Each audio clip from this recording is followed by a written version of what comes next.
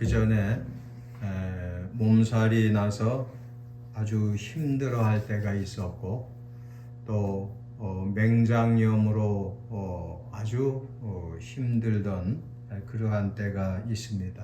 그러할 때 생각을 하기를 누군가가 나를 위해서 간절히 기도를 해주면 참 좋겠다. 얼마나 귀할까. 그런 생각을 했습니다.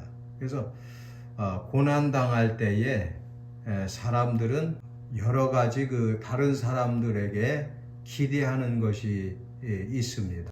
물질적으로 어렵게 되면 누군가가 나를 위해서 좀 도와주면 얼마나 좋을까. 이런 생각을 할 수도 있을 것이고 또 아플 때 누가 나를 위해서 간절히 기도해 주면 얼마나 좋을까.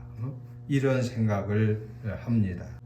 그래서 저는 요즘에도 항상 그때부터 깨달은 바가 있어가지고 기도할 때는 꼭 그 기도를 빼놓지 않아요. 어떤 기도를 빼놓지 않느냐면 하나님 아버지, 지금 이 순간에도 내가 알지 못하는 사람들이 정말 큰 고통 가운데 몸부림치는 사람들, 그 사람들에게 하나님 긍휼과 자비를 베풀어 주시옵소서. 그래서 기도할 때는 꼭 그 기도를 빼지를 않아요. 반드시 그 기도는 내가 해요. 그래서 내가 알지 못하지만 또 몇 명이나 아픈지 모르죠. 세상에는 정말 큰 고통에 빠져 있는 사람들이 무수히 많아요. 근데 그러한 사람들을 위해서 하나님 앞에 하나님의 자비를 허락해 주시기를 그렇게 기도를 드리는 것. 그래서 제가 하는 기도지만 여러분들도 그런 기도를 하시면 참 좋아요. 그래서 하나님, 나는 지금 편안하고 건강하고 이렇게 좋은 그 환경 속에서 살지만 이 순간에도 고통으로 몸부림치는 이들이 있는데 그들을 위해서 하나님 제가 기도합니다. 우리 인생들을 불쌍히 여겨 주십시오. 그 기도를 이렇게 드리고 나면 마음이 편안해지고 참 의미 있는 기도를 드렸다 이런 생각을 하게 됩니다. 그래서 알지도 못하는 많은 사람들이 온갖 고통으로 지금도 괴로워하고 있습니다. 우리가 평안한 마음으로 이렇게 앉아서 하나님께 예배를 드리는 이 순간에도 세상에는 너무나 큰 고통으로 괴로워하는 이들이 많이 있어요. 며칠 전에 유튜브로 30살도 안 된 젊은 아가씨가 직장 생활을 잘 하다가 그만 위암 4기라는 그 판정을 받고 이제는 수술도 할 수 없고 전이가 돼서 그러한 그 고통 가운데 있는 것을 그 유튜브에 이렇게 방송을 하는 것을 내가 보고서 요즘엔 또 그 처녀를 위해서 이렇게 또 기도를 하고 있어요. 근데 참 그 사람만 그런 것이 아니라 얼마나 많은 사람들이 이 순간에도 지극한 고통으로 괴로워하며 몸부림치고 있다는 거예요. 그래서 오늘 본문에서도 이 에스더는요, 사실은 왕비이기 때문에 안전해요. 또 왕의 총애를 받는 사람이었기 때문에 늘 평안하고 기쁘게 살 수가 있습니다. 그러나 우리가 잘 아는 대로 이 에스더의 사촌 오라버니인 모르드게가 그만 하만이라고 하는 그 실력 있는 실권이 있는 그러한 그 관리에게 미움을 받아서 이제 유다인들은 다 이제 죽음을 당하게 되는 그러한 위기에 처해 있었을 때 에스더와 모르드게는 그 자기의 민족을 위해서 간절히 기도하고 또 에스더는 왕에게 나아가서 그 어려움을 구해줄 것을 이렇게 간청드리려고 3일 밤낮을 금식하면서 이렇게 사랑으로 자기의 동족들을 구원하고자 하는 그러한 뜻을 세우게 되었다는 것입니다.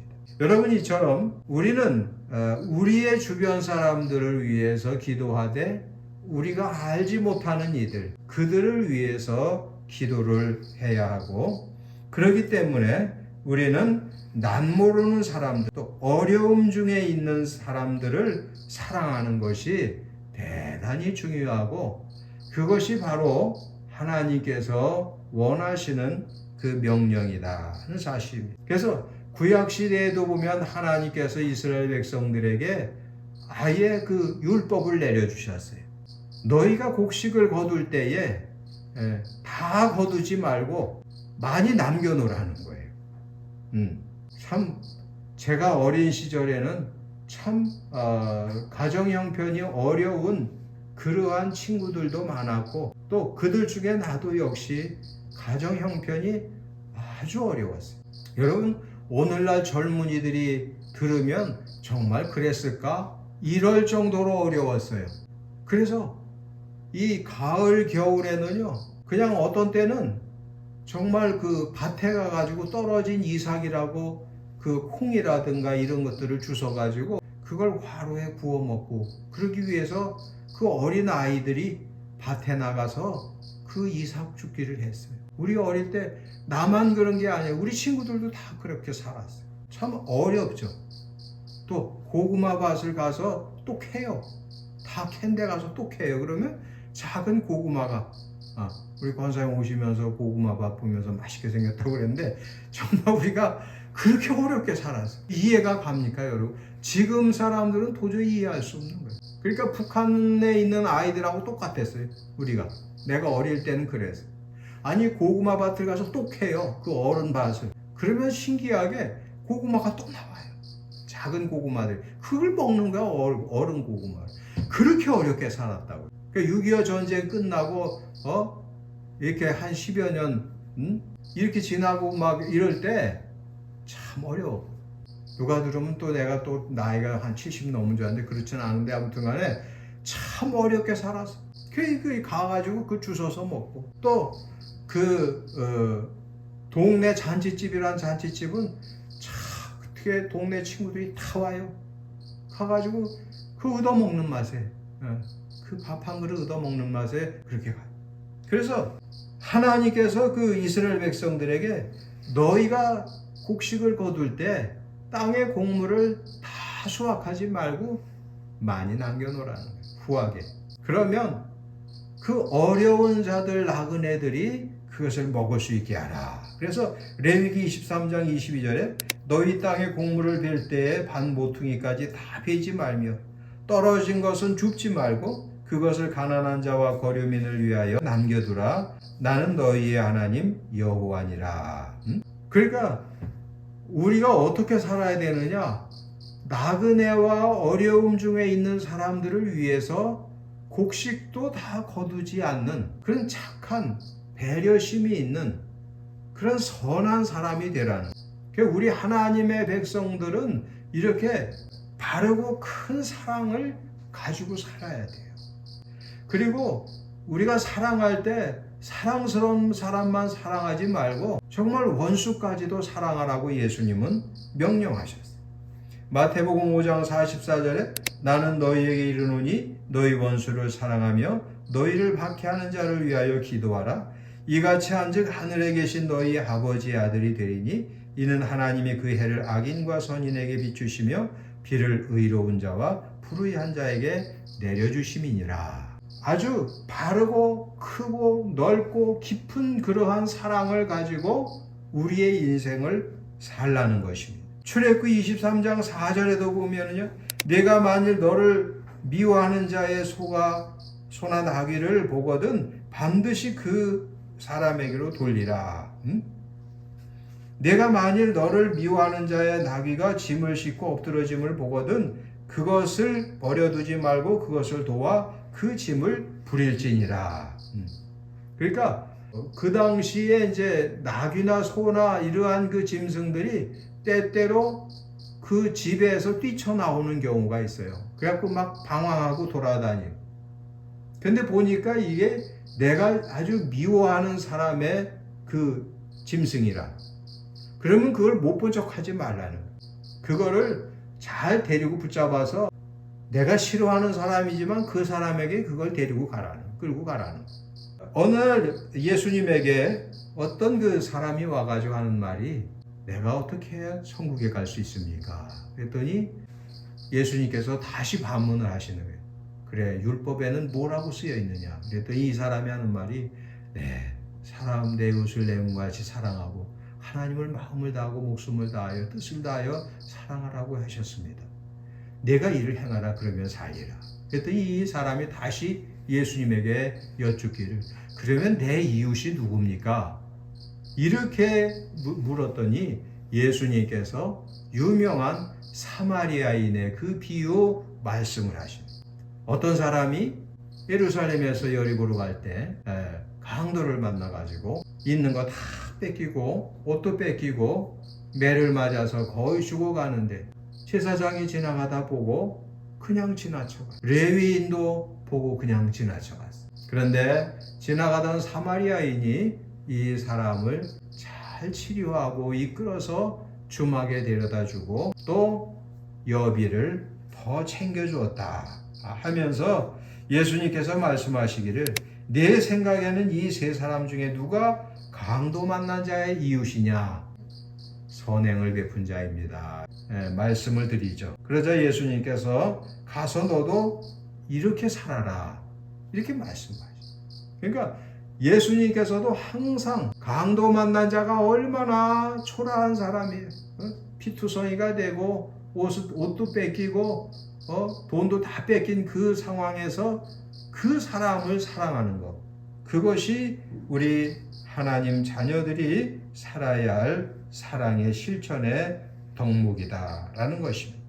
우리는 이 선한 사마리아인처럼 살아야 한다는 것입니다.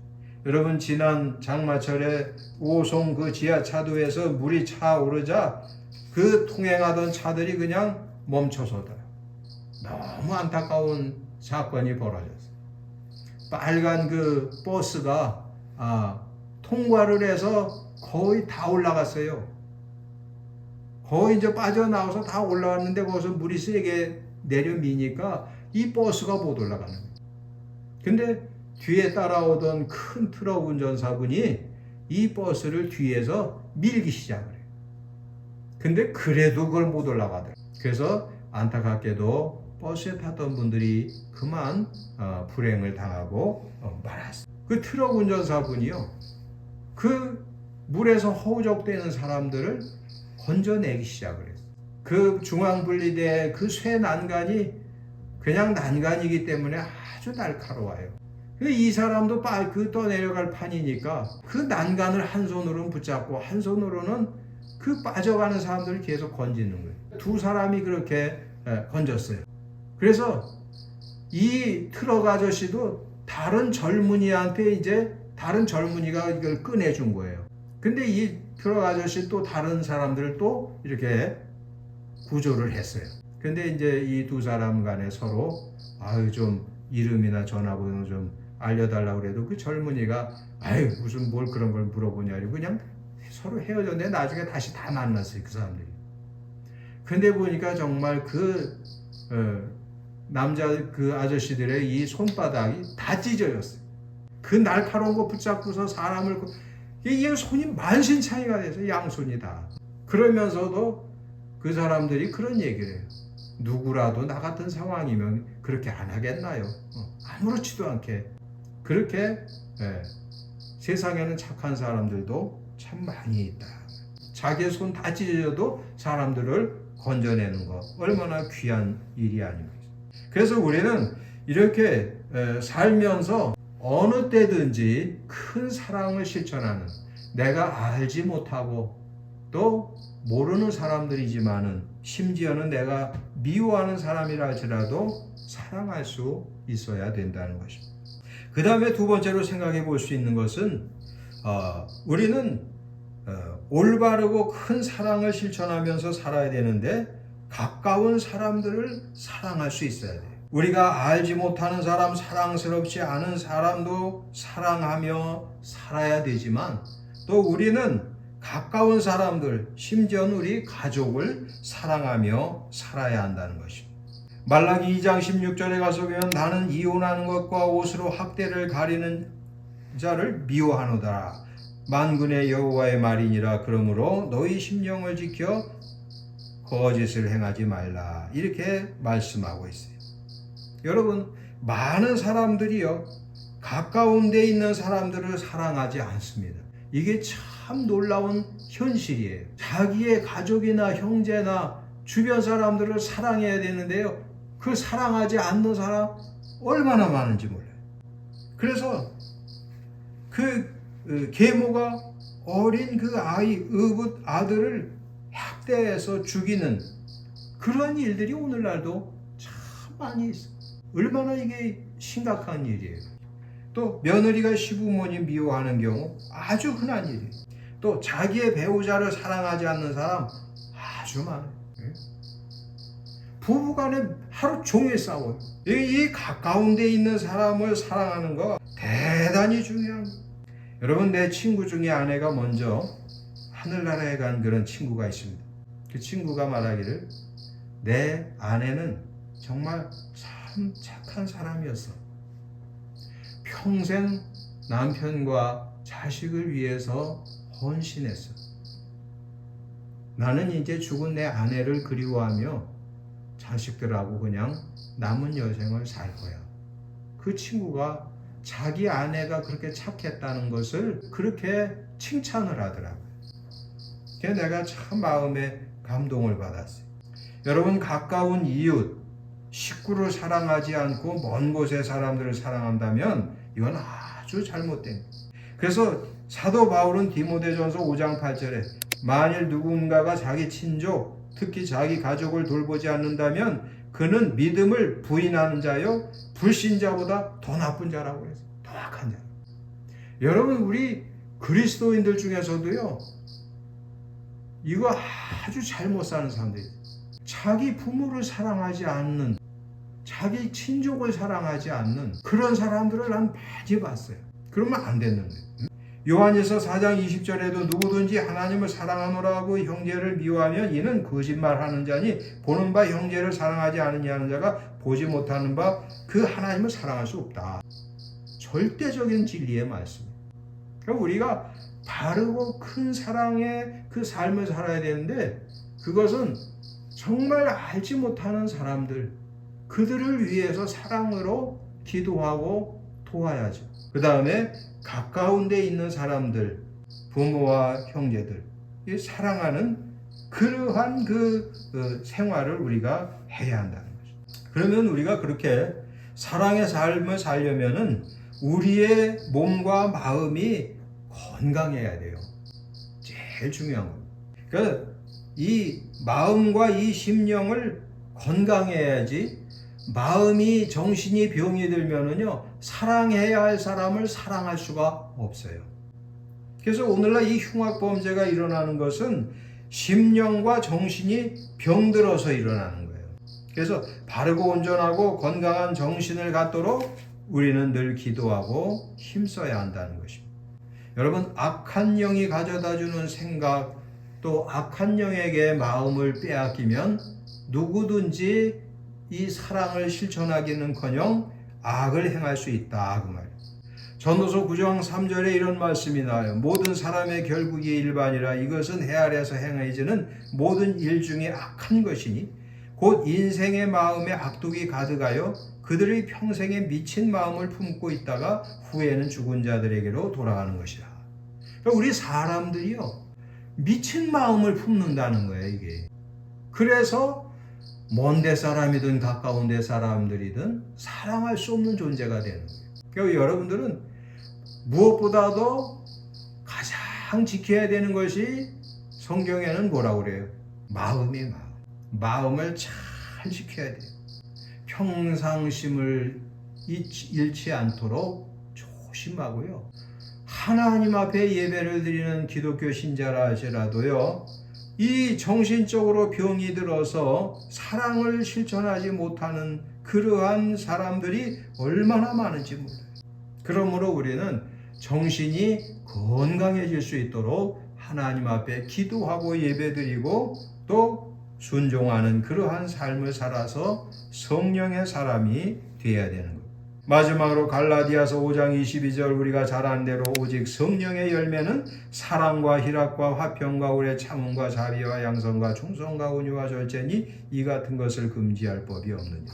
그리스도 예수의 사람 육체와 함께 그 정욕과 탐심 십자가에 못 박았느니라. 만일 우리가 성령으로 살면 또한 성령으로 행할지니라. 이렇게 말씀. 그게 결론이에요.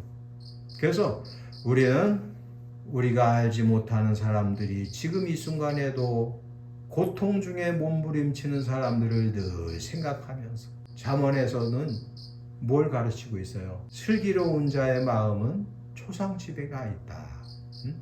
어리석은 자의 마음은 어디에 가 있어요?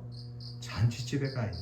그러니까 우리가 생각을 항상 이렇게 넓혀서 눈으로 볼 수는 없지만 그 어려움 중에 있는 이들을 생각하며 기도하고 돕는 그러한 생각을 하고 또한 우리의 가까운 사람들을 사랑하며 그렇게 하기 위해서는 우리가 성령의 사람으로 살아야 된다라는 것을 오늘은 말씀을 드렸습니다.